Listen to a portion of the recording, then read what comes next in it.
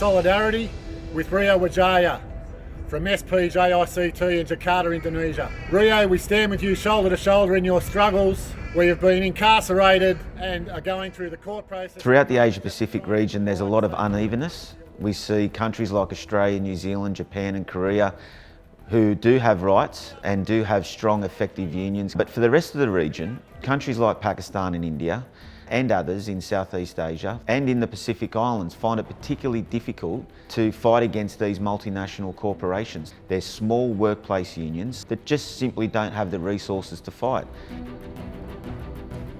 In India, for instance, we had 300,000 permanents only 25 years ago. Now there's about 16,000 permanent dock workers in India and over 300,000 contractors in major ports, working for these global maritime corporations who on the one hand say that they adhere to global rights legislation, but in the workplaces they do the exact opposite.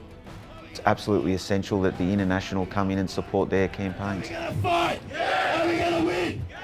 Dockers who are working for the same companies that we do, operating the same equipment and machinery, working on the same vessels, but doing so in squalor is very difficult to witness and to acknowledge. And most of us are blind to that.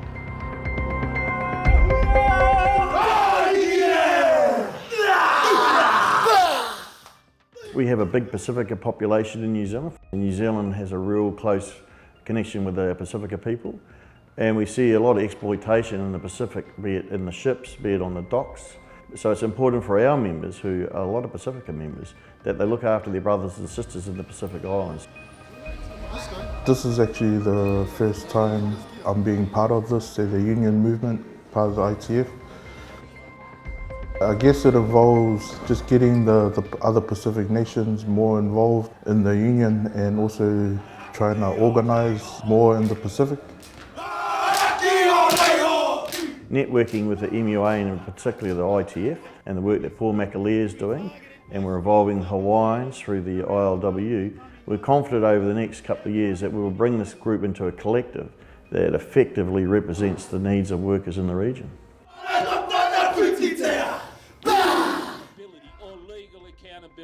And be able to gouge when you see 65 million or 100. Robbed at Sea report corroborates 10 years of inspections in the data, the amount of potential wage theft in Australia, and the result was, on the average, $65 million a year is robbed out of seafarers visiting Australian shores each and every year. An absolute disgrace.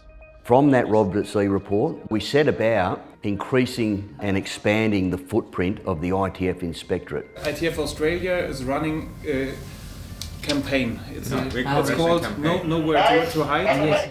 We conducted the launch not only of the Week of Action, but of the Nowhere to Hide campaign. From the bottom of our hearts. We went around the country and we trained up to 200 volunteers, giving us the ability to access every state, every region and every port in Australia. We commenced a week of action in New South Wales across all ports, Port Kembla, Newcastle, Sydney. Shore leave in here? No, we don't know if we can. Yes, you can? We don't know. Why? No, you can leave the shore. We can leave? Yeah, right. Yes. Coming out of COVID, there was a need to partner up with those that support seafarers like Hunterlink, Seafarers Connect, Mission of Seafarers Stella Maris, because we were more effective in combating the restrictions accessing the crews on board these ships that have been stuck on these ships, sometimes up to a period of 18 months. Chief Cook, sir. Hey Chief, how you going, Cookie? All good? Yes, sir. They've just done a stores, so it's all good. They've got a fair bit of fresh food, so to get them to their next port. In Newcastle, on the Week of Action, myself, Dan Crumlin and Joey Schneider went and visited a couple of vessels, and of course we found a few discrepancies, but at the end of the day, we had a win on board and those seafarers were properly looked after. You can get shore leave now if all crew is double vaccinated and has a negative test, you can get shore leave, okay? So. One of the fundamental things we're doing is protecting the pay, pensions, terms and conditions of dockers globally. It's only because of the ITF and other global union federations that we have any ability to see that or do something about it. ITF! ITF! ITF! ITF! ITF!